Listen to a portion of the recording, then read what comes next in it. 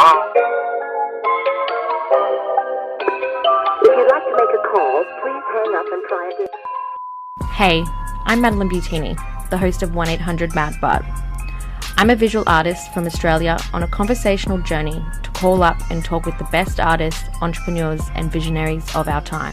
Join myself and my guests as we unravel the stories behind their breathtaking creations and groundbreaking businesses. Make sure to check out our Instagram for extra show notes. You can view it at 1-800-MADBUTT. All right, cool. Let's get into it.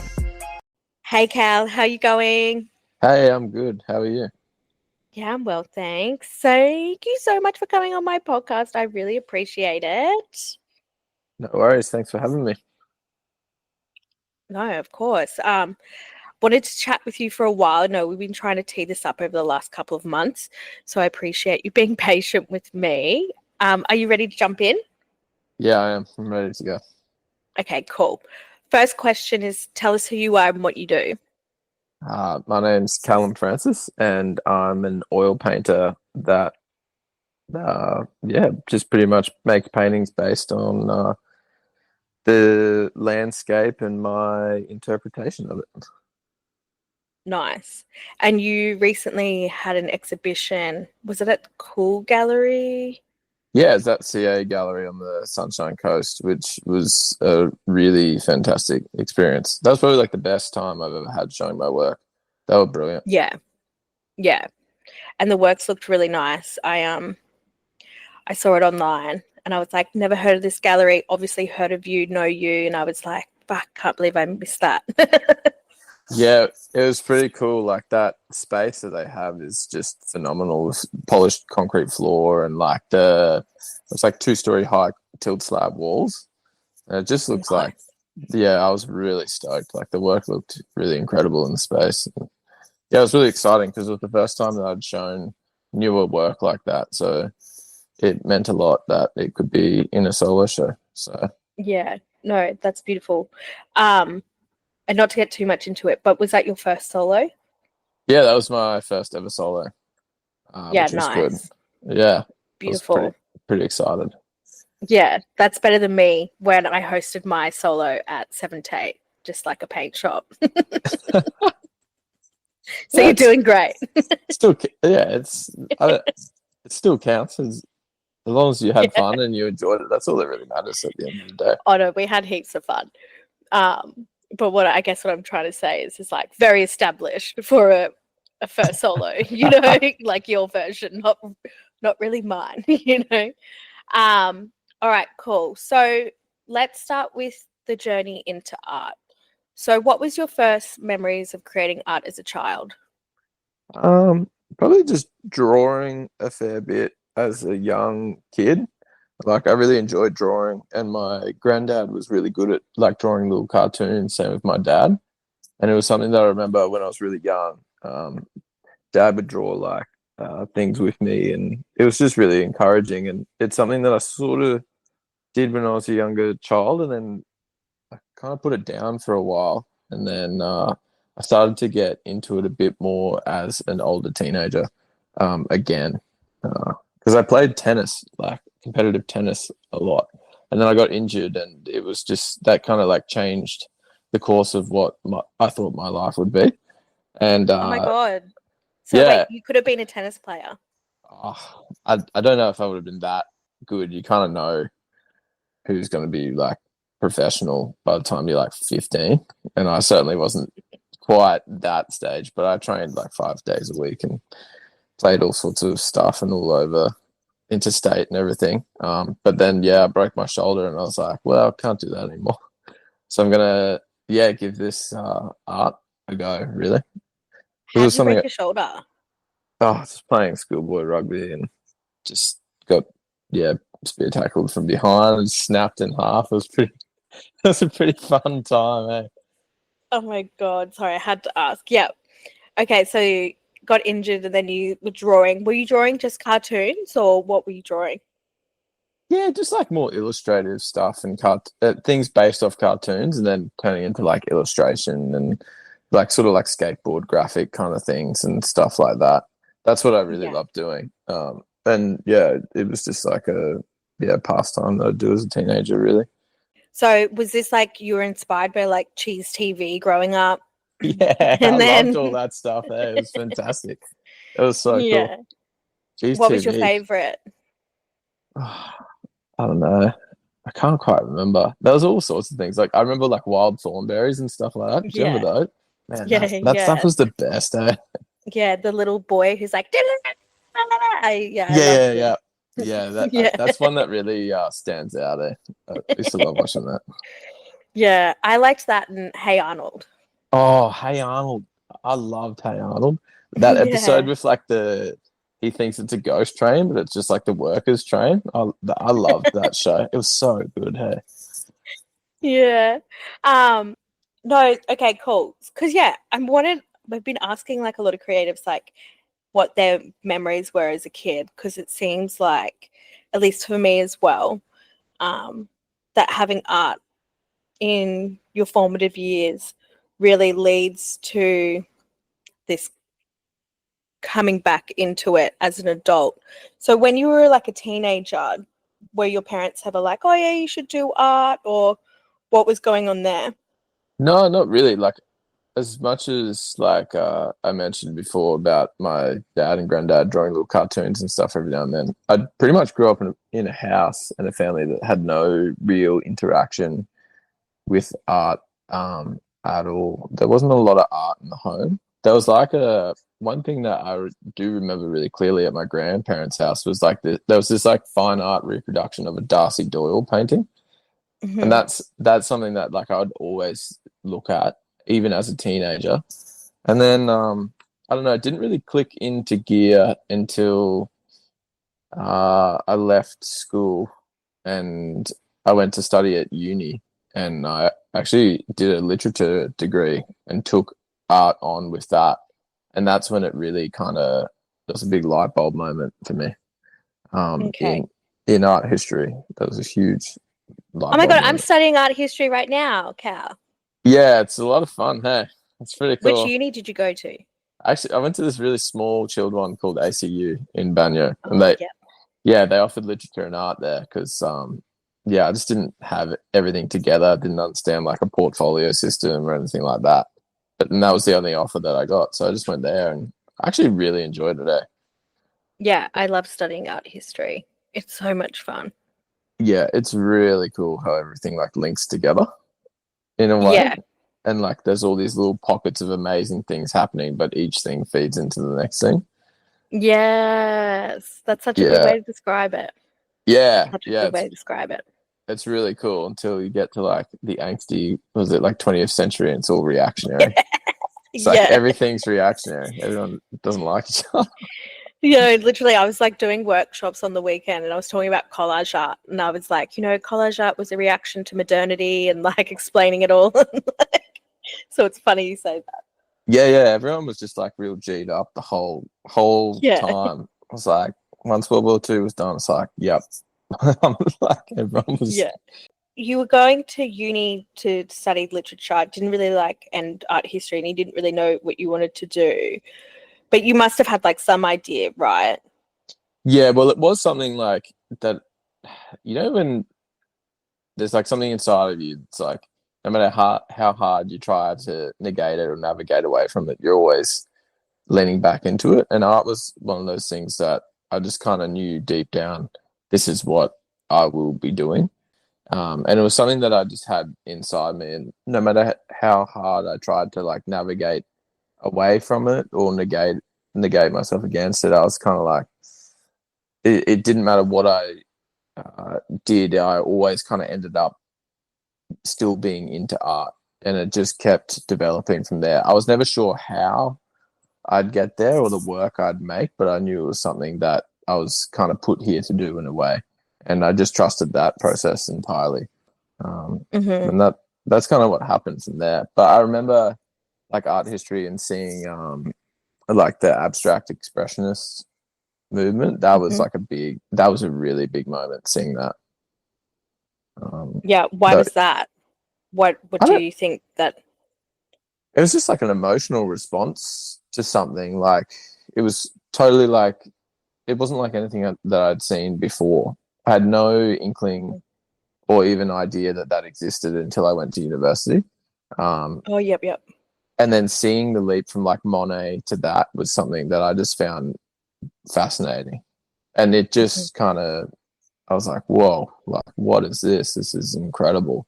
And just seeing all the different artists, especially like the women, the like Helen Frankenthaler, Grace Hardigan,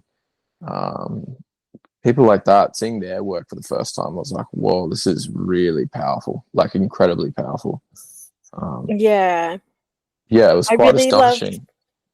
I really love Lee Krasner's work. I think Oh, yeah. she does really good work. And I think because she was married to Jackson Pollock, a lot of people are like, she's just famous because she was married to Jackson Pollock. But, like, fuck, man, you had to put up with that guy. So, like, of course her art's going to be somewhat a little bit wild. She smoked Pollock, in my opinion. Like, she was so good. Like, that era where she was using, like, just burnt sienna and a bit of white and stuff. It's, like, crazy. Like, I think she was doing that just after he died. And it's just, like, man, she was far better from the get-go. It did, in my opinion, I don't want to be too controversial, but, like... No, that's okay. Be as controversial as you want. Lee Krasner is, like, phenomenal. So you finished uni, and then what happened? I just worked every odd, weird job under the sun you could imagine, and traveled around Australia a bit. I lived in a van for a while, and like did a lot of traveling, through Australia, and that was really fun. And I kind of just wanted to live life for a while to gain a bit of an experience and just see things in a way that made sense to me, because I wasn't, as soon as I got out of uni, I wasn't entirely sure of the type of work that I was meant to make or the work that I wanted to make.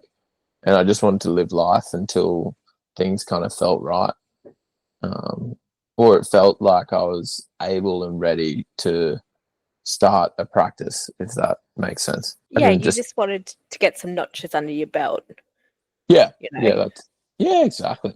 That's exactly right. I was very much the same, by the way. And also, even if you look at art history, let's get back to that. Like, a lot of artists would move around, do different things. Were you drawing while you were traveling? A little bit, but not heaps. I was taking a lot of like film photographs when I was traveling, and just kind of like taking everything in a way that it wasn't just like, it was taking everything in emotionally as well, and understanding like certain things and the response that I was having to what I was seeing or where I was what I was mainly paying attention to as well, which at the time I didn't realize how much that has informed what I'm doing now. But then through the work I'm making now, I'm kind of reflecting on everything that's come before it, and it makes total sense. It just took me a while to be able to tap into it. Yeah. Yeah. Yeah. No, I'm just looking at your work now. It's really beautiful. Oh, thanks. It's really gorgeous. You should be really proud. Thanks, I appreciate that. Yeah, it was a big, bit of a big turning point for me. Which has been what nice. made you go? Sorry, what made you go? So you went to photography, and then what made you want to go into oil painting? Well, I started with acrylics, and then I think there was just something about oil. I think like for a while there, I was telling myself, "Oh, I can't be that good," or I don't need to do that. And then it was just, I don't know. I got to a point with acrylics where I couldn't push any further with the feeling that I wanted in the work. I wanted it to be a lot more painterly and to breathe and really, I don't know, really look and feel like a painting when you saw it. And when I switched to oil, it was just like a real wowing moment. Just the smell and the sounds and the feel of it, and then the way it goes on the canvas and how you can thin it right down or leave it quite thick, and just the opacity of it and the color. It was just something that I fell in love with pretty much immediately. And then you realize, like, there's a reason why this material has been used forever. and the more you discover with it, the more you kind of fall deeply in love with it, I think. Yeah. Yeah. 100%. And it's gotten a lot better over time. So from Yeah, it what I has. used to do. Oh, So yeah. Yeah, I'm glad I I've don't have. never done oil painting. You haven't? No, my dad didn't want oil painting in the house, and I didn't want to have to paint outside. So I just never really did it. And I Yeah, didn't I want I'm get not you. patient. Like I can't wait for things to dry. Yeah, okay. There's like mediums you can add and it speeds things up and it can be dry. Yeah, touch dry within 24 hours and everything. It's pretty Yeah, but I'm so impatient. Like really? that's why I love collage art. Yeah, because I can make something instantaneous and then it's done. Yeah, yeah, I do get that. That show that I did at CA Gallery, all those Mhm. paintings were all alla prima. So it was I painted all of them in one sitting. Oh, Um, nice. well, yeah, I get a little impatient too. I get too excited. Yeah, I that's get it. That's I it. get too Yeah. G'd up. But Yeah. No, that's 100% it. Um, no, it's all gorgeous. It's also stunning. And also people can look at your work on Instagram. yeah, they Um, can. and the links are in the show notes as well, but it's Callum J. Francis, Callum with 2 L's. So let's get into your art. So you're traveling around Australia, taking photos, doing a bit of acrylic painting. What made you be like, okay, I'm going to be an artist? Like that moment where you're like, this is what I'm going to do. No turning back, like the page is turned kind of situation. Yeah, I think I was kind of meandering along, and then to be honest, it was actually COVID. When that hit, I was like, oh God, there's really like no time like the present. Because I remember when it happened, like no one knew what was going on. I was like, man, I've really got to go for this. And one of my friends, like Geordie, he had like a set of studios at the time, and he was advertising applications to join. And I was like, oh, I've just got to apply for this and just kind of see where this leads. And he gave me a studio in Albion, and that was kind of the real introduction to, yeah, like making work on a regular basis and building a painting practice. And having a studio, that was a really eye-opening experience. It was a real game changer. Yeah. Was it kind of like, oh, we could all potentially die here, so I better just pursue my dreams? Was it like that? Yeah, it was kind of like that. It was like, man, I'm like, as much as I'm still young, I don't have all the time in the world. Like, you really got to go for what you want to do in life, you know? Yeah. That's kind of yeah, COVID was big catalyst for that. Oh, COVID was a weird time. Someone the other day was saying to me it was like 5 years ago, and I was like, what? I have the worst time blindness. Like, so you've exhibited in Yeah, California and then you've exhibited in Sydney. yeah, How was exhibiting overseas? yeah. It was pretty cool. I've exhibited in California and Georgia in Atlanta. Mhm. And that was pretty exciting. I've never actually been over there, but it's always uh, it's always really exciting when anyone takes interest in your work. But then when it's kind of on an international scale, it's yeah, it's something that I'm really grateful and thankful for. Americans are, I don't know, my experience with Americans have been fantastic. They're super organized. They like know exactly what they want, and they know how to place the work. And yeah, it's been a real pleasure. And yeah, exhibiting in Australia was really cool as well. I've exhibited in Tasmania and Sydney and Melbourne and all over sort of thing. And yeah, that's been really cool as well. I really enjoyed all of it, to be honest. I feel very Yeah, fortunate. beautiful. Yeah, I feel very fortunate that that's been, yeah, those opportunities have come to me. Yeah, it's wild. Like I've met some people who have been doing art for like 20 years and then they've never exhibited anywhere and they're just like too nervous to exhibit.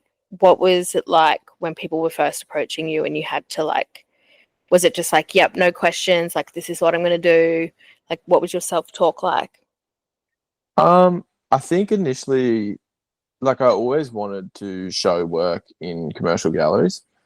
Um, Coming into it, that wasn't my like main goal or intention, but when I started painting, I was like, that would be a nice avenue to go down. And then once the kind of attention started coming, I just trusted the process. But I also had like an immense amount of self-doubt in that all as well, because as much as these people are giving you opportunity, I think every artist goes through a pretty either healthy or unhealthy dose of self-doubt. And in the early days, I definitely had that a lot, actually. Not sure if my work was good enough or not, but you've just got to trust it all and go with what feels right, and that's what I've done. Everyone has those self-doubts. It's like when people say, oh, my anxiety just like won't shut up or whatever, and it's like, dude, anxiety is like a super normal emotion. Everybody has it, like it's built into you. And I think it's really important to have that like open dialogue with yourself and just be like, hey, what I'm experiencing is normal. Like, you know, of course, if you're like hyper perfectionistic or whatever, like that's an issue. But if people are reaching out to you and being like, hey, we love your work and we want it in our galleries, like that's fucking amazing, you know? Really love the stalk that you did, I think, on oil and paper. Yeah. Or I just think, do you know which one I'm talking about?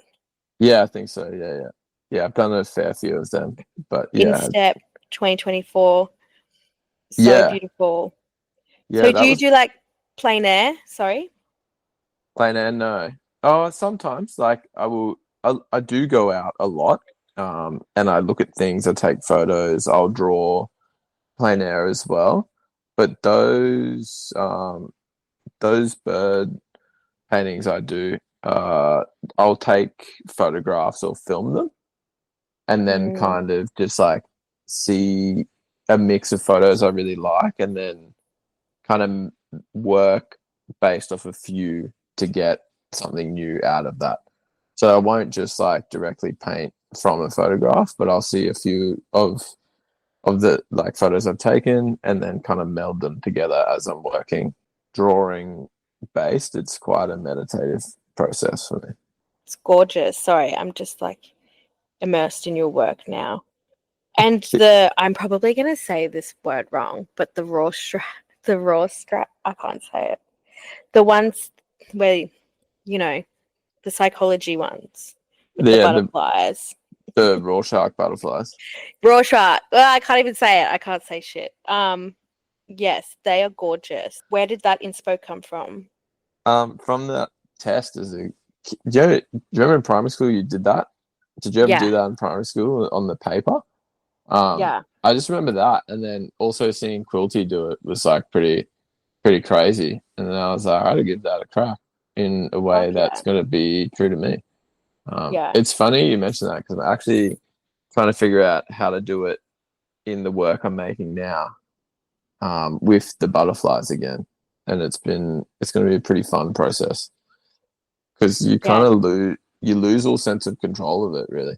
Tell us what you're doing in 2024, 2025.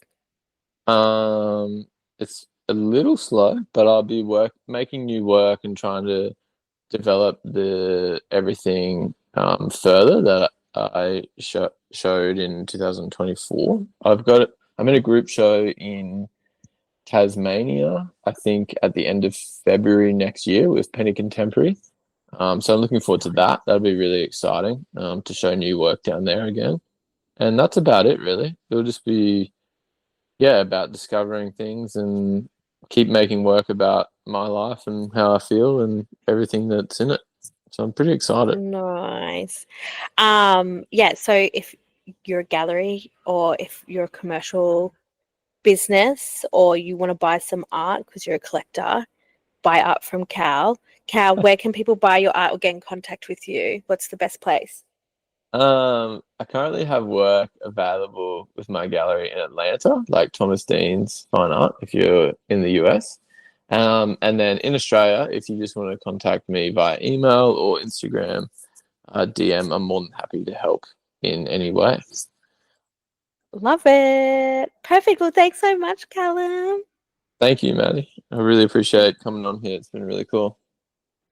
This episode was recorded on Yuggera and Turrbal land. Sovereignty was never ceded. The episode was produced by myself, Madeline Butini. And if you would like to support 1-800-MADBUTT, you can head to my website, madbutt.com.au, or you can also go to our Instagram and follow us there. Of course, we appreciate any reviews, so please leave us one if you love it. And yeah, hope to see you again. Thank you.